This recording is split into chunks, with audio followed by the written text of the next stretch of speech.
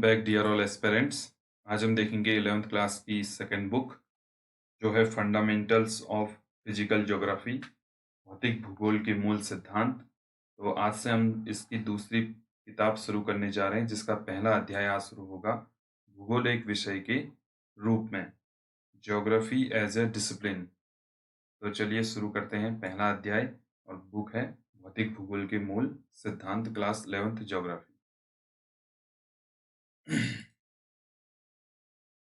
आपने माध्यमिक स्तर पर भूगोल का अध्ययन सामाजिक विज्ञान पाठ्यक्रम के एक घटक के रूप में किया है। तो इससे पहले जब भी आपने माध्यमिक स्तर पर ज्योग्राफी पढ़ी होगी तो सोशल साइंस का एक पार्ट, एक हिस्से के रूप में पढ़ी होगी। आप विश्व एवं इसके विभिन्न भागों के भौगोलिक तथ्यों से परिचित हैं। आप वर्ल्ड और उस पर जो ज्योग्राफिकल जो तथ्य हैं, फैक्ट हैं, उसके बारे में कुछ बहुत जानकारी रखते होंगे। अब आप भूगोल का अध्ययन एक स्वतंत्र विषय के रूप में करेंगे तथा पृथ्वी के भौतिक वातावरण, मानवीय क्रियाओं एवं उनके अंतरप्रक्रियात्मक संबंध के विषय में जानकारी प्राप्त करेंगे। तो ज्योग्राफी अब एक इंडिपेंडेंट सब्जेक्ट के रूप में अब आप देखेंगे और यहाँ पर क्या है, कोरिलेट भी आप कर सकते हैं इन्वायरमेंट और ह्यूमन को। यहाँ आप एक प्रासंगिक प्रश्न पूछ सकते हैं कि हमें भूगोल क्यों पढ़ना चाहिए, why we are study the geography. ठीक है ना, हमें क्यों पढ़ना चाहिए भूगोल। तो इसके लिए हम देखते हैं, हम धरातल पर रहते हैं, हमारा जीवन हमारे परिस्थान से अनेक रूपों में प्रभावित होता है।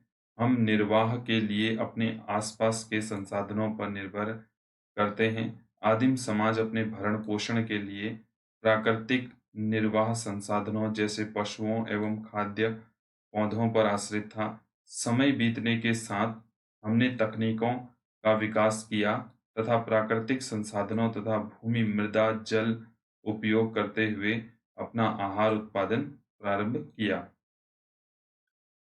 अ, हमने अपने भोजन की आदतों एवं वस्त्र को मौसमी दशाओं के अनुरूप समायोजित किया। धातव्य है कि प्राकृतिक संसाधन आधार तकनीकी विकास भौतिक वातावरण के साथ अनुकूल एवं उसका परिष्करण सामाजिक संगठन तथा सांस्कृतिक विकास में विभिन्नता पाई जाती है।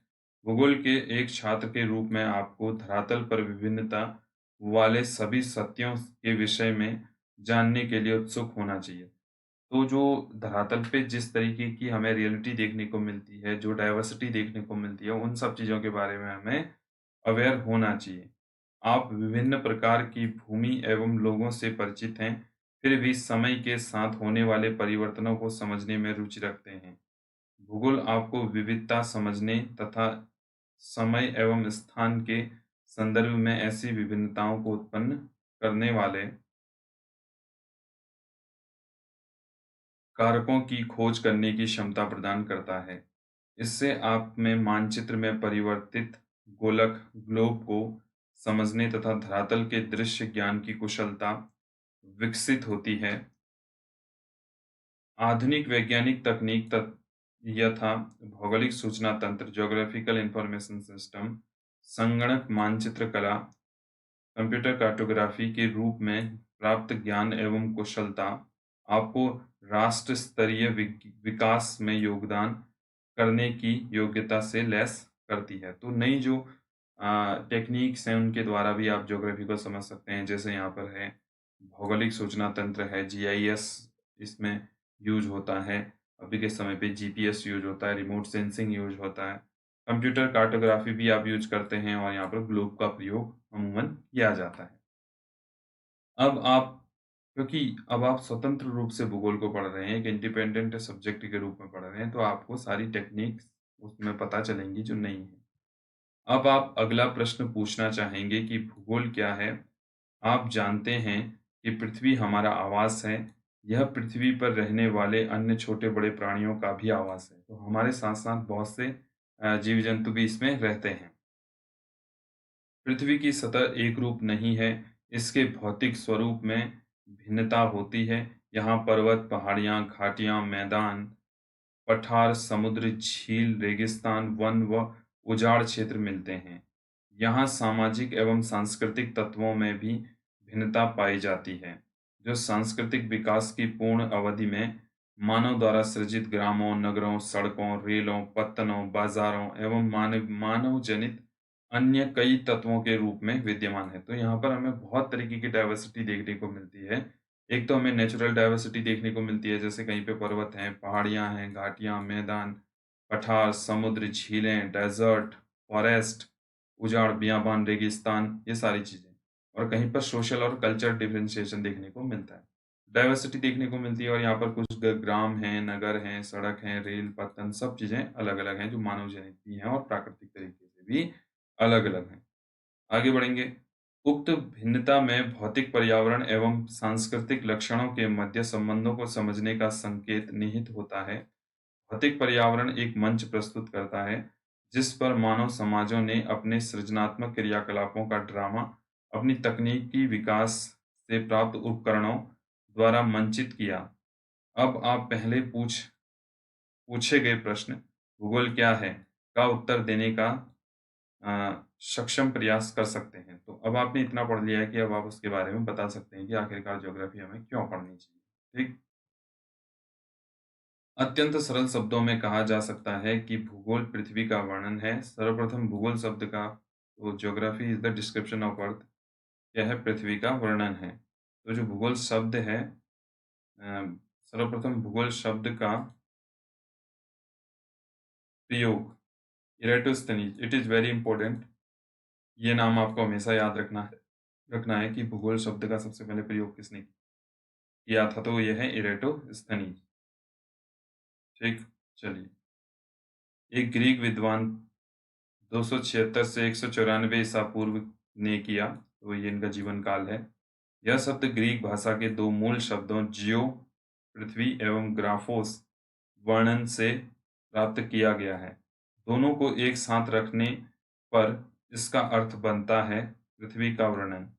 पृथ्वी को सर्वदा मानव के आवास के रूप में देखा गया है और इस दृष्टि से विद्वान भूगोल को मानव के निवास के रूप में वर्णन पृथ्वी का वर्णन परिभाषित करते हैं।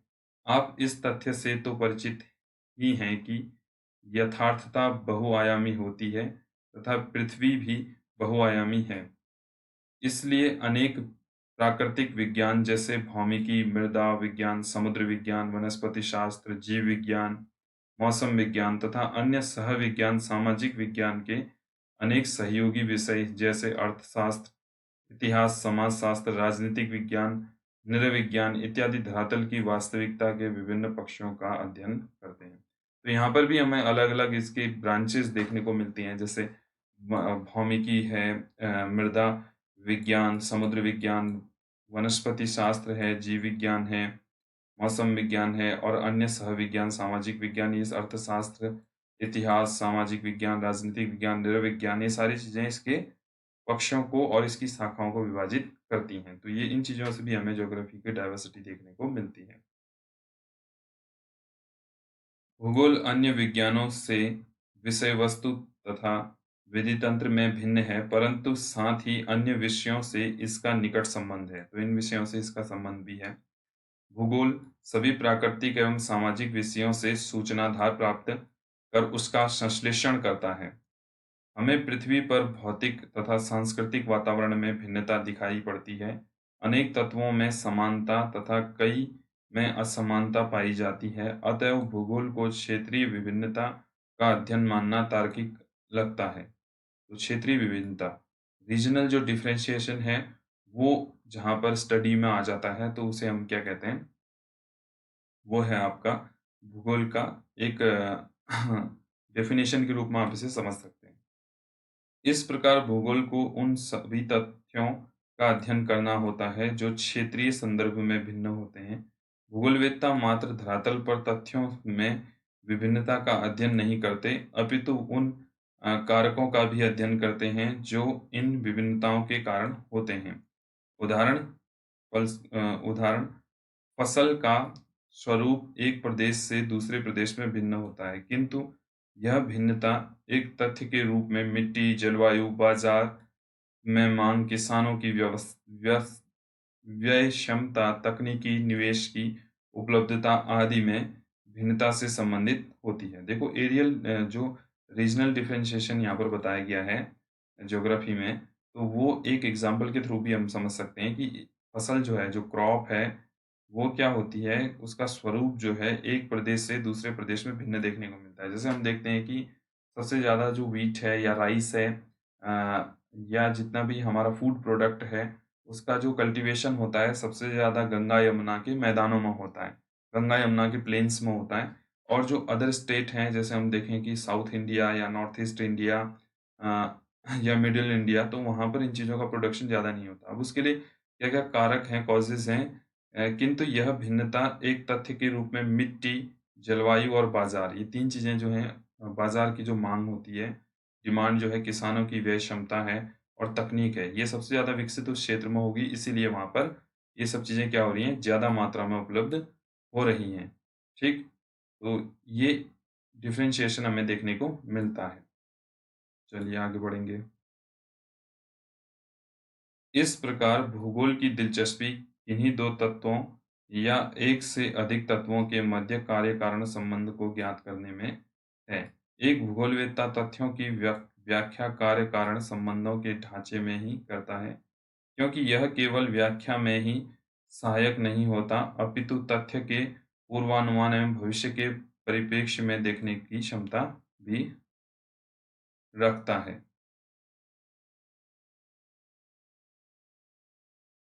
भौतिक तथा मानवीय दोनों प्रकार के भौगोलिक तथ्य स्थैतिक नहीं अपितु गत्यात्मक होते हैं। वे सतत परिवर्तनशील पृथ्वी तथा अथक एवं निरंतर सक्रिय मानव के बीच आबद्ध प्रक्रियाओं के फलस्वरूप कालांतर में परिवर्तित होते रहते हैं। आदिम मानव समाज अपने निकटतम पर्यावरण पर सीधे तौर पर निर्भर करता था। अब ऐसा नहीं है। भूगोल इस प्रकार प्रकृति तथा मानव के समग्र इकाई के रूप में अंतर प्रक्रिया के अध्ययन से संबंधित है। मानव प्रकृति का एक अंगभूत भाग है। वह प्रकृति पर अपनी छाप छोड़ता है। प्रकृति मानव जीवन के विभिन्न पक्षों को प्रभावित करती है। इसकी छाप इसकी छाप उसके वस्त्र, आवास, व्यवसाय आदि पर देखी जा सकती है। तो जो मनुष्य है, उस पर जो प्रकृति का प्रभाव है, वो सामान्यतः उसके वस्त्र, आवास और व्यवसाय पर देखी जा सकती है। मानव ने प्रकृति के साथ समझौता अनुकूल अथवा अपरिवर्तन के माध्यम से किया है। जैसा कि आप जानते हैं कि वर्तमान समाज आदिम समाज की अवस्था पार कर चुका है। उसने तकनीकी की खोज एवं प्रयोग द्वारा अपने अस्तित्व के लिए सन्निकट परिवेश, प्राकृतिक वातावरण को अपरिवर्तित कर प्राकृतिक संसाधनों का समुचित उपयोग करते हुए अपने कार्य क्षेत्र के क्षैतिज में परिवर्धन कर लिया है। तकनीकी के क्रमशः विकास के साथ मानव अपने ऊपर भौतिक पर्यावरण के द्वारा कसे हुए बंधन को ढीला करने में सक्षम हो गया है। तकनीकी ने श्रम की कठोरता को कम कर श्रम क्षमता को बढ़ाया तथा अवकाश का प्रावधान करते हुए मानव को उच्चतर आवश्यकताओं को पूर्ण करने का अवसर दिया। उससे उत्पादन के पैमाने एवं श्रम की गतिशीलता में भी वृद्धि हुई है। भौतिक वातावरण एवं मानव के अन्योन्य क्रिया को एक कवि द्वारा संक्षेप में मानव एवं ईश्वर के बीच निम्न वार्तालाप के माध्यम से व्यक्त किया जा सकता है। तो एक पोइट ने कुछ लिखा है, तो उससे भी आप स्पष्ट रूप से समझ सकते हैं कि मानव और प्रकृति के बीच में, ईश्वर के बीच में क्या प्रक्रियाएँ चल रही हैं। आपने मिट्टी का सृजन किया, तो कवि बोल रहा है और ये ईश्वर से बोल रहा है कि आपने मिट्टी का सृजन किया, मैंने कप का निर्माण किया। तो मनुष्य ने क्या कर दिया, मिट्टी से कप बना ली। आपने रात्रि का सृजन किया, मैंने दीपक बना लिया। ठीक है ना? तो आपने रात बनाई तो हमने दीपक बनाई। आपने बंजर भूमि, पहाड़, भूभाग एवं मरुस्थल का सृजन किया, मैंने फूल की क्यारी तथा बाग-बगीचे बनाए। तो मैंने इसमें क्या किया, पूरी तरीके से चेंजमेंट किया। ये बताना चाह रहा है, प्राकृतिक संसाधनों का प्रयोग करते हुए मानव अपने सृजनात्मक योगदान का दावा करता है यहाँ पर। ठीक है ना? तो ये बातें बड़ी इंटरेस्टिंग भी हैं और स्पष्ट रूप से ये भी बताती हैं कि यहाँ पर मनुष्य ने क्या-क्या परिवर्तन किए हैं प्रकृति में। ठीक? चलिए आगे बढ़ते हैं। तकनीकी की सहायता से मानव आवश्यकता की अवस्था से स्वतंत्रता की ओर अग्रसर होता है।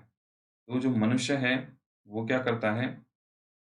मनुष्य जो है वो आवश्यकता की अवस्था में स्वतंत्रता की ओर अग्रसर है।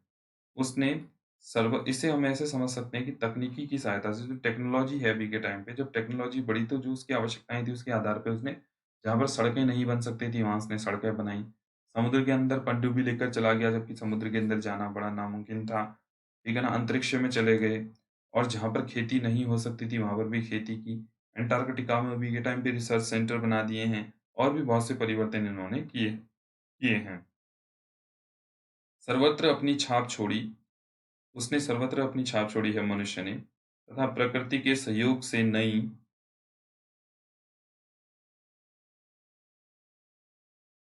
संभावनाओं का सृजन किया। इस प्रकार हमें मानवीकृत प्रकृति तथा प्रकृति प्रभावी मानव के दर्शन होते हैं। तो मानवीकृत प्रकृति का मतलब ये हुआ कि मनुष्य का प्रकृति पर हस्तक्षेप करते हुए प्रकृति को बदलना और प्रकृति प्रभावित मानव का अर्थ ये हुआ कि प्रकृति का मानव पर प्रभाव पड़ना। भूगोल इसी अंतरप्रक्रियात्मक संबंध का अध्ययन है। जैसे अभी आपने बहुत बार ये चीज़ें स्पष्ट रूप से पढ़ी होंगी कि जापान में एक ज्वालामुखी है जिसकी पूजा मनुष्य करता है, माउंट फुजियामा। तो वहाँ पर प्राकृतिकरण है मनुष्य का। मनुष्य क्या है? प्रकृति के सामने नतमस्तक है। परिवहन परिवहन एवं संचार के साधनों के जाल तथा पदानुक्रमिक केंद्रों के माध्यम से क्षेत्र समाकलित और संगठित हो गए। एक सामाजिक विज्ञान के रूप में भूगोल इसी क्षेत्रीय समाकलन एवं संगठन का अध्ययन करता है। एक वैज्ञानिक विषय के रूप में भूगोल 3 वर्गीकृत प्रश्नों से संबंधित है। पहला है इसमें कुछ प्रश्न धरातल पर पाए जाने वाले प्राकृतिक एवं सांस्कृतिक विशेषताओं के प्रतिरूप की पहचान से जुड़े होते हैं। क्या प्रश्न के उत्तर देते हैं? दूसरा है कुछ प्रश्न पृथ्वी पर भौतिक सांस्कृतिक तत्वों के वितरण से संबंधित होते हैं जो कहाँ से संबद्ध होते हैं। एक है व्हाट, एक है वेयर, क्या और कहाँ।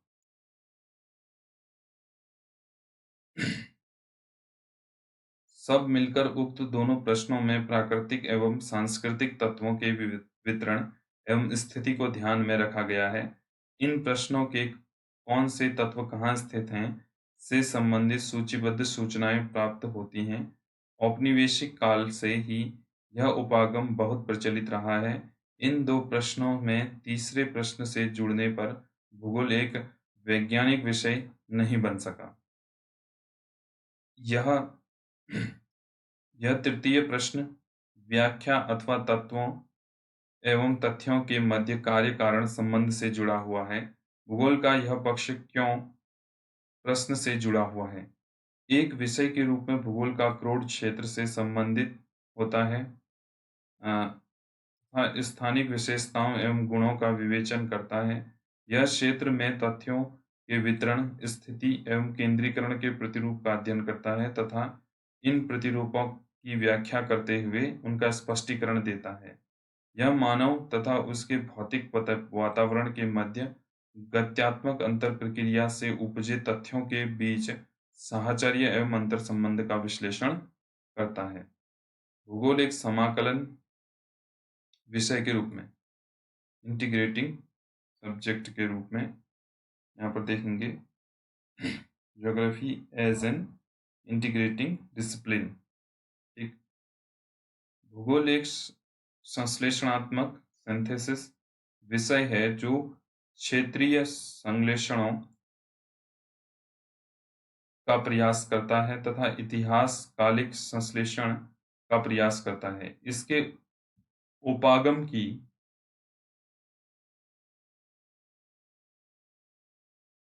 प्रकृति समग्रात्मक होती है। यह इस तथ्य को मानता है कि विश्व एक परस्पर निर्भर तंत्र है। आज वर्तमान विश्व से एक वैश्विक ग्राम का प्रतिबोधन होता है।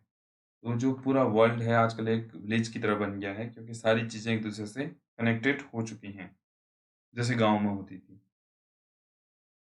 परिवहन के बेहतर साधनों तथा बढ़ती हुई गम्यता के कारण दूरियां कम हो गई हैं। श्रव्य दृश्य साधनों ऑडियो विजुअल जो मीडिया है एवं सूचना तकनीकी ने आंकड़ों को बहुत समृद्ध बना दिया है। तकनीकी ने प्राकृतिक तथ्यों तथा आर्थिक एवं सामाजिक प्राचल पैरामीटर के परीक्षण के बेहतर अवसर प्रदान किए हैं। भूगोल का एक संश्लेषणात्मक विषय के रूप में अनेक प्राकृतिक तथा सामाजिक विज्ञानों से अंतरपृष्ठ संबंध है। प्राकृतिक या सामाजिक सभी विज्ञानों का एक मूल उद्देश्य है यथार्थता को ज्ञात करना।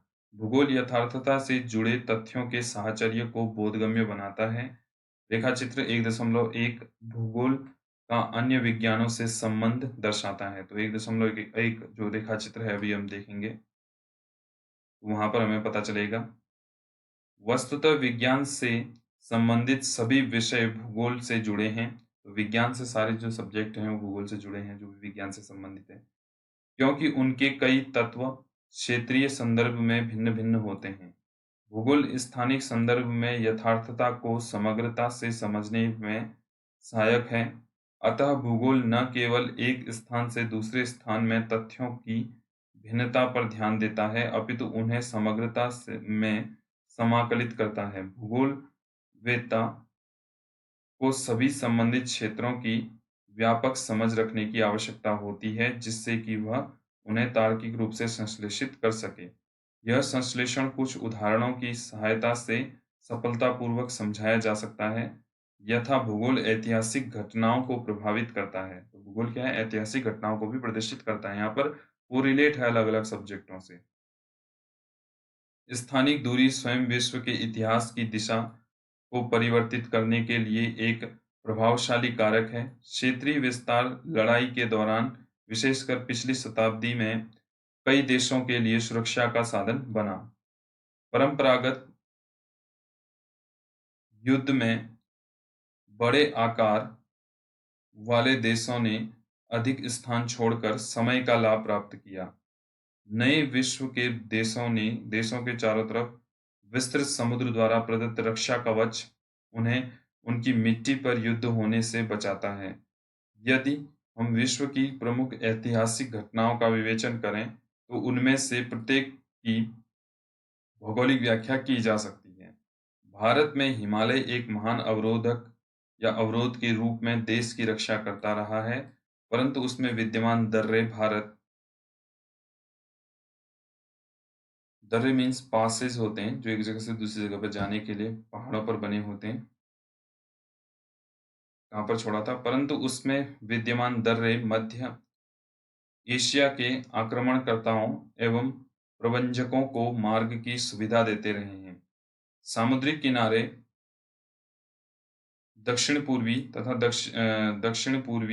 दक्षिण-पूर्वी एशिया, यूरोप, अफ्रीका से संपर्क को प्रोत्साहन कर रहे हैं। नौसंचालन नेविगेशन तकनीकी ने यूरोपीय देशों को भारत सहित कई एशियाई एवं अफ्रीकी राष्ट्रों पर उपनिवेशीकरण करने में सहायता की, क्योंकि उन्हें समुद्र के माध्यम से गम्यता मिली।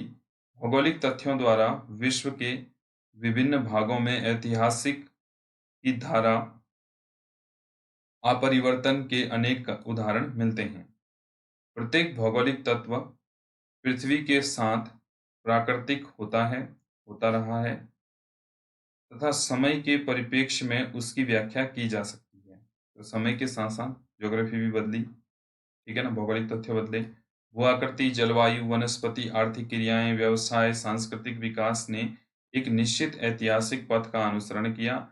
अनेक भौगोलिक तत्व विभिन्न स्थानों द्वारा एक विशेष समय पर निर्णय लेने की प्रक्रिया के प्रतिफल होते हैं। उदाहरण स्थान ब स्थान से 1500 मीटर दूर है, जिसे विकल्प के रूप में यह भी कहा जा सकता है कि स्थान ब स्थान से 2 घंटे दूर है। यदि हवाई जहाज से यात्रा की जाए या 17 घंटा दूर यदि तीव्रगामी रेल से यात्रा की जाए। इसी कारण समय भौगोलिक अध्ययन के चतुर्थ आयाम के रूप में एक समाकलन भाग माना जाता है। कृपया 3 अन्य आयामों का उल्लेख कीजिए। रेखाचित्र 1.1 विभिन्न प्राकृतिक एवं सामाजिक विज्ञानों से भूगोल का संबंध प्रचुर रूप से चित्रित करता है। यह संबंध 2 खंडों में रखा जा सकता है। तो यहाँ पर चित्र 1.1 की चर्चाएं बार बार हुई हैं, तो उसे हम देखेंगे। एक भूगोलवेत्ता को गणित एवं कला, विशेषतः मानचित्र रेखांकन में निपुण होना चाहिए। भूगोल खगोलीय स्थितियों के अध्ययन से भी जुड़ा हुआ है, जो अक्षांश एवं देशांतर का वितरण या विवरण प्रस्तुत करता है। पृथ्वी का आकार भूलाभ ग्रिड जियोइड है, परंतु भूगोलवेत्ता का मूल उपकरण मानचित्र है, जो द्विआयामी प्रदर्शन होता है।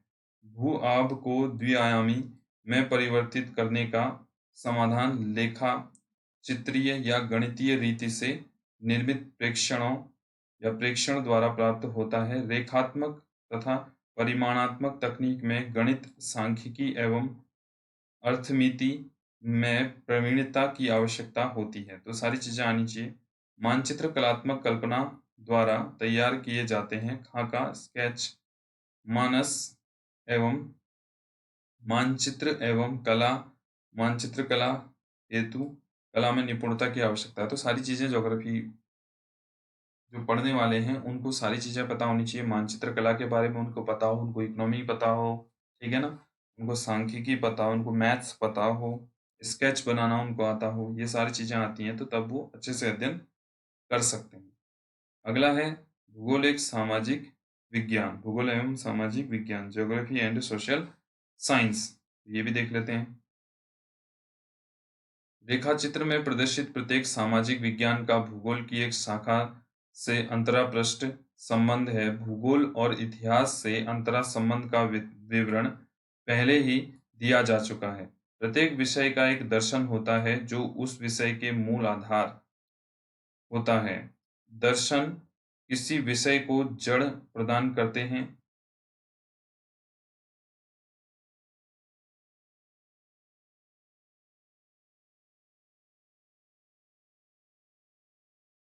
जड़ प्रदान कर उसके क्रमशः क्रिया प्रक्रिया में स्पष्ट ऐतिहासिक भूमिका प्रस्तुत करता है। इस प्रकार भौगोलिक चिंतन का इतिहास भूगोल की मात्र शाखा के रूप में सर्वत्र पाठ्यक्रम में सम्मिलित किया गया है। सामाजिक विज्ञान के सभी विषय यथा समाजशास्त्र, राजनीतिक विज्ञान, अर्थशास्त्र, जनांकीय, सामाजिक यथार्थता का अध्ययन करते हैं। भूगोल की सभी शाखाएं सामाजिक भूगोल, राजनीतिक भूगोल, आर्थिक भूगोल, जनसंख्या भूगोल, अधिवास भूगोल आदि विषयों से घनिष्ठता से जुड़े हैं, क्योंकि इनमें से प्रत्येक में स्थानिक स्पेशल विशेषताएं मिलती हैं। राजनीतिक शास्त्र का मूल उद्देश्य राज्य, क्षेत्र, जनसंख्या, प्रभुसत्ता का विश्लेषण है, जबकि राजनीतिक भूगोल एक क्षेत्रीय इकाई के रूप में ज्ञात तथा उसकी जनसंख्या के सामाजिक व्यवहार का अध्ययन करता है। अर्थशास्त्र अर्थव्यवस्था की मूल विशेषताओं जैसे उत्पादन, वितरण, विवरण, विनिमय, उपभोग का विवेचन करता है। इन विशेषताओं, एक बार इसे हम कंप्लीट कर लें। इन विशेषताओं में प्रत्येक स्थानिक स्पेशल पक्ष होता है, अतएव वहां आर्थिक भूगोल की भूमिका आती है, जो उत्पादन, विनिमय, वितरण तथा उपभोग के स्थानिक पक्ष का अध्ययन करता है। इसी प्रकार जनसंख्या भूगोल जनांकीय से निकटता से जुड़ा हुआ है। उपयुक्त विवेचन से स्पष्ट है कि भूगोल प्राकृतिक एवं सामाजिक विज्ञानों से घनिष्ठता से जुड़ा हुआ है। यह अध्ययन के विधि तंत्र एवं उपादानों का अनुसरण करता है, जो इसे अन्य विषयों से पृथक करता है। इसका अन्य विषयों से पराश्रयी संबंध होता है, जबकि अन्य सभी विषयों का अपना निजी विषय क्षेत्र होता है। भूगोल व्यष्टिपरक सूचनाओं के बहाव का अवरोध नहीं करता, जैसा कि शरीर के सभी कोशिकाओं का एक झिल्ली द्वारा पृथक पहचान होती है, परंतु रक्त का बहाव अवरुद्ध नहीं होता। भूगोलवेत्ता सहयोगी विषयों से प्राप्त सूचनाओं एवं आंकड़ों का प्रयोग करते हुए क्षेत्र के परिप्रेक्ष्य में उसका संश्लेषण करता है। मानचित्र भूगोलवेत्ता का बहुत प्रभावशाली उपकरण होता है, जिसके माध्यम से क्षेत्रीय प्रतिरूप को प्रकाश में लाने के लिए सारणीबद्ध आंकड़ा दृश्य रूप में परिवर्तित किया जाता है। तो ये तो हो गई इसकी जानकारी। अब जो इसके ब्रांच हैं उसके बारे में भी हम देख लेंगे। यहाँ पर ये ब्रांचें दी गई हैं, तो इनको हम एक बार स्पष्ट रूप से समझ लेते हैं कि कौन कौन सी ब्रांचेज हैं। चलिए, तो यहाँ से हम स्टार्ट करेंगे। स्पष्ट दिख तो रहा नहीं है, लेकिन कुछ कुछ दिख रहा है, तो हम उसके आधार पर इसे मानते हुए चलेंगे। तो पहला यहाँ पर है मृदा विज्ञान। ठीक है ना, विज्ञान और भूगोल से जो संबंध है, मृदा विज्ञान, मृदा भूगोल, और बीच में सेंटर में भूगोल है।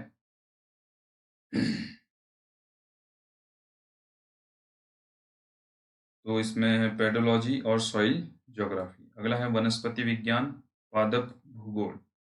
बॉटनी हम इसे कहेंगे वनस्पति विज्ञान को, और फोटो ज्योग्राफी आप इसे कह सकते हैं।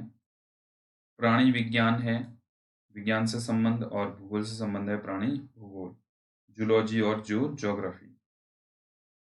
तो इसे थोड़ा जूम आउट करते हैं। पारिस्थितिकी विज्ञान है, इकोलॉजी, और ह्यूमन ज्योग्राफी है मानव भूगोल। अगला इसमें पर्यावरण विज्ञान, जो विज्ञान से संबंधित ब्रांच है, और पर्यावरण भूगोल, जो भूगोल से संबंधित भूगोल की ब्रांच है। सब ब्रांच हम इसे कहेंगे।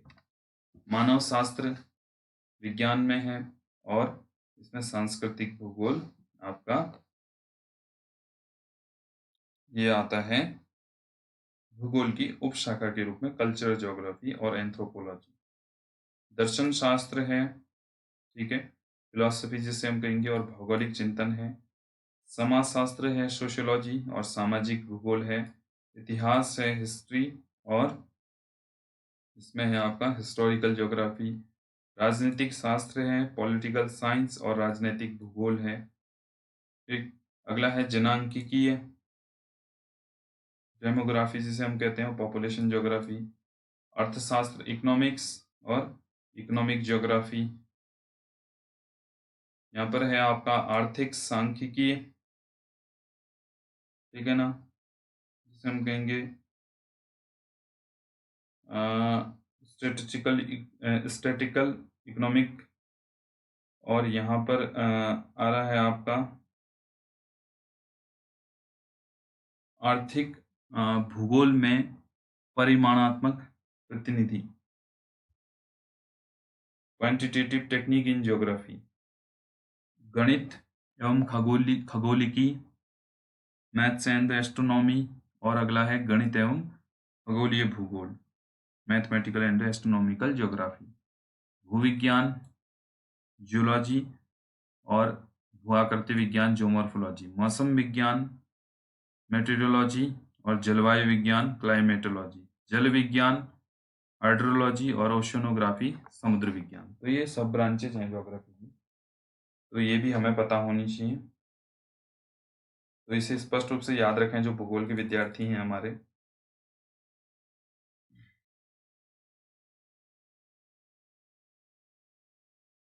तो डियर ऑल एस्पिरेंट्स, आज के लिए इतना काफ़ी है। तो कल हम देखेंगे भूगोल की शाखाएं, ब्रांचेज और ज्योग्राफी, इनके बारे में विस्तार से पढ़ेंगे। बने रहिए मेरे साथ। आपकी सेकंड बुक शुरू हो चुकी है, जल्द से जल्द हम इसे भी खत्म कर देंगे। तब तक के लिए जय हिंद, वंदे मातरम।